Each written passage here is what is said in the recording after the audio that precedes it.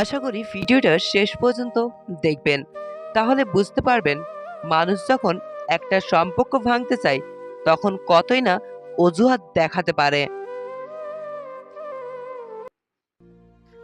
আছো? হুম। কেমন আছো? ভালো। কি করো? বন্ধুদের সাথে ক্রিকেট খেলছি। খেয়েছো? হ্যাঁ, কিছু বলবা? কেন তুমি খুব ব্যস্ত? হ্যাঁ, পরে বাসায় গিয়ে কথা বলি। আচ্ছা। বিকেলে ফোন দিলাম, ব্যাক করলে না যে? ঘুমিয়েছিলাম, টের পাইনি। সেদিন তো বাসায় গিয়ে ফোন করার কথা ছিল। রাতে আসতে দেরি হয়ে গেছিল। টেক্সট করে বলতে পারতে। ওসব কথা আমার ভালো লাগছে না, রাখো, বাইরে যাব। এত রুড হয়ে কথা বলো কেন আজকাল? আমি এমন ভাবেই কথা বলি। এতদিন একবারও মিস করলে না? এসব আবেগ রাখো তো। তোমার সাথে কথা বলতে চাওয়া আবেগ? হ্যাঁ, আবেগে। তো কেমন চলছে দিনকাল? ভালোই। বিরক্ত হচ্ছ? বন্ধুদের সাথে আছি, পরে কথা বলছি। আমার না শরীরটা ভীষণ খারাপ। 1 মিনিট কথা বলবে প্লিজ? আমার সাথে কথা বললে কি শরীর খারাপ ভালো হয়ে যাবে? ওষুধ খাও, ভালো হয়ে যাবে। কি হয়েছে জানতে চাইবে না? আমি কি ডাক্তার? মনটা খুব খারাপ, তোমাকে দেখতে খুব ইচ্ছে করছে। আমি এখন ঢাকা ছেড়ে তোমার কাছে যাব? না, তা কেন আসতে যাবে? আচ্ছা, যা বলার তাড়াতাড়ি বলো। আমার বন্ধুরা আমার জন্য অপেক্ষা করছে। ঠিক আছে, যাও। আচ্ছা।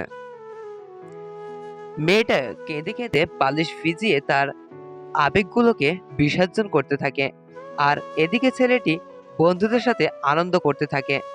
ছেলেটির কাছে মেয়েটির সস্তা আবেগগুলো ঠুকনো, আর মেয়েটির কাছে ছেলেটির প্রায়োরিটি সবার উপরে। তুমি তো প্রায় অনলাইনে থাকো, ওই একবারও তো আমাকে নক করো না। আমি অনলাইনে কাজে ব্যস্ত থাকি, তোমার মতো কারণ ছাড়া পড়ে থাকি না। সেদিন তো দেখলাম আড্ডা দিচ্ছিলে, তখন তো একবারও মনে করতে পারতে। তোমার মন চাইলে তুমি করতে পারো। তুমি তো ব্যস্ত থাকো তাই। হুম, তোমাকে বলছি। তুমি কি আমাকে এড়িয়ে যেতে চাইছো? কিভাবে বুঝছো? তোমার ব্যবহারে। এটা তুমি ভাবতে থাকো, আমি গেলাম। ছেলেটি হয়তো চায় না মেয়েটি তার সাথে কথা বলুক, তবুও মেয়েটি ছেলেটির জন্য অপেক্ষা করে। এই বুঝি ফোন বা ট্যাক্স এলো। ফোনের টুং শব্দ হলেই মেয়েটি দৌড়ে আসতো। হয়তো ছেলেটি তাকে মনে করেছে, কিন্তু তার মানে ভুল, ছেলেটি তাকে মনেই করেনি। মেয়েটা কাঁদে, খুব করে কাঁদে, খুব অসহায় হয়ে কাঁদে, কিন্তু সেই কান্না, সেই আত্মচিৎকার ছেলেটার কানে পৌঁছায় না। মেয়েটি নির্ঘুম রাত জাগতে জাগতে অসুস্থ হয়ে পড়েছে।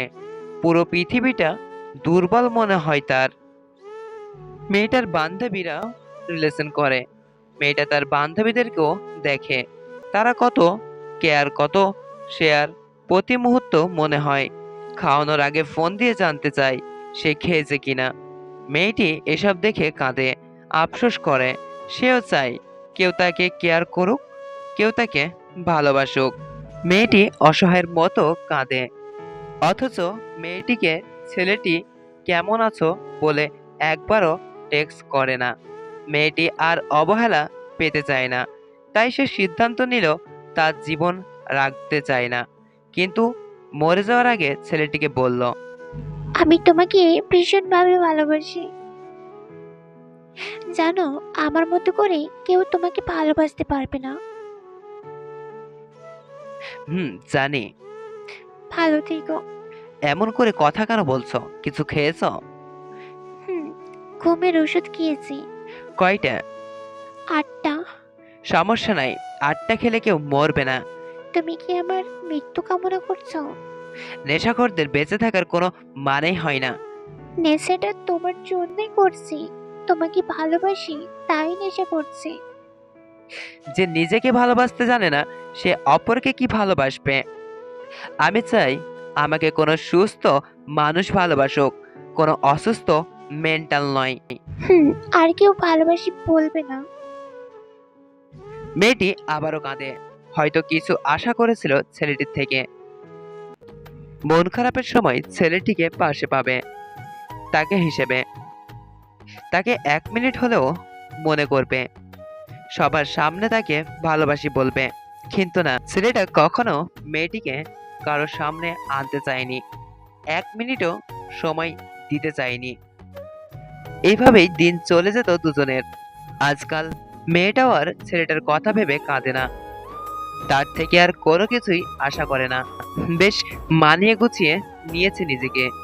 একদিন হঠাৎ ছেলেটিকে কেন্দ্র করে একটা মেয়েকে আবিষ্কার করে। কিছুদিন পর ওই মেয়েটা তার সাথে কথা বলতে আসে, ছেলেটার ব্যাপারে জানতে চায়। মেয়েটি সেদিন বুঝতে পারছিল সবকিছু।